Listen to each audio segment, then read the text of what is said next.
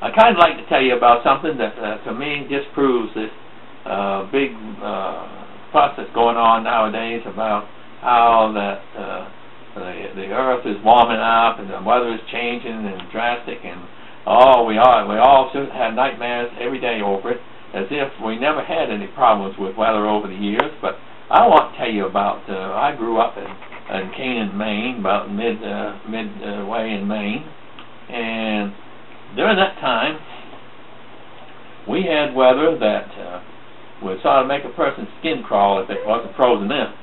And that is, we would have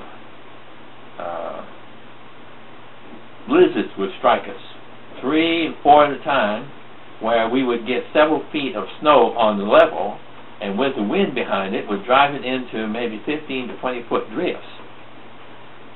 During this time, we had weather like they don't have weather up there now.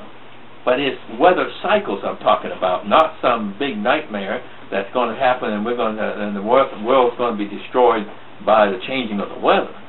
This is not the case. We had weather back then that when we tried to get out the door, you couldn't get out because you were snowed in. You couldn't look out the windows because the windows were snowed in. And when they took a picture from a helicopter after one of these events, and all you could see is the tops of the roof and the chimneys, and the rest was snow. That was it. And so, but I want to tell you about one little occasion that's connected to this snow and all, and the weather that we had during the winter there in Maine, and that is, we know about said about our chores. It had snowed. It had snowed, and the wind had blown, and the drifts had gone up, and we were struggling to get out to get some wood and to bring it in for the stove. Because now, mind you, our house was heated by wood stoves.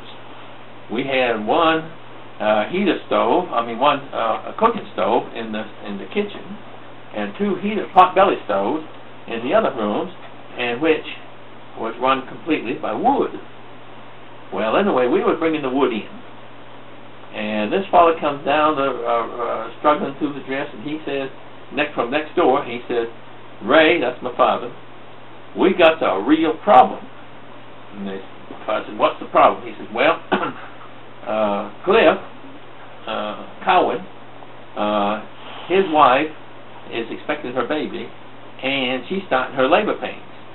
And here we are, snowed in." And my father says, "Well, let's get busy." Now, back in those days, neighbors helped each other. They didn't say, "Well, that's their tough luck, and I'm going to get out the best way they can." They helped each other. And so my father had built a homemade plow, snow plow.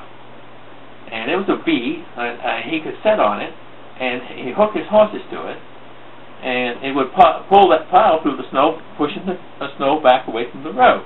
But the thing it snowed so much and drifted so much that us boys had to go ahead of the horse and shovel the snow enough so it wouldn't belly out in the snow. If it belly out, it wouldn't get anywhere, see. So here we are, we're struggling down the road, and my oldest brother, myself, and Henry, my younger brother, we were just a narrow path, maybe 3 foot wide, and we were just shoveling ahead of that old horse as fast as we could. And that old horse is just patient, can be, coming along, pulling that sleigh behind, that snowplow behind. Well, we get down to this fellow's house, and he's all beside himself, and rightly so. Her pains are coming faster. And then, so we get on, and we had this fellow had a little sleigh.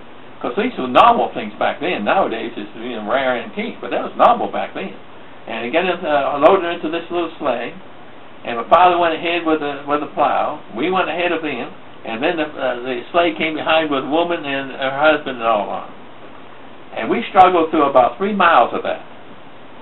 And we got up to I can't recall the fellow's name right now, but this is where the ambulance was waiting. The people had run ahead, and the ambulance was waiting for us at that point. They loaded her from the sleigh onto the ambulance, and they took off down towards Waterville, which was the nearest hospital. While about halfway down, she had her baby in the ambulance. And if we had not immediately begun to work to get that woman out, she would have had her baby in the snow. And so, to us, it's always been an event that we've always remembered very clearly.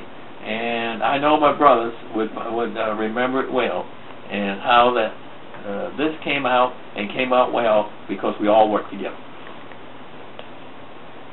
Thanks, Dad. And I guess we'll say, hey, Uncle Skip. Hello, Uncle Henry. Hello, Uncle Charlie. Hello, Aunt Patty. Jim. Hello, Uncle Jim.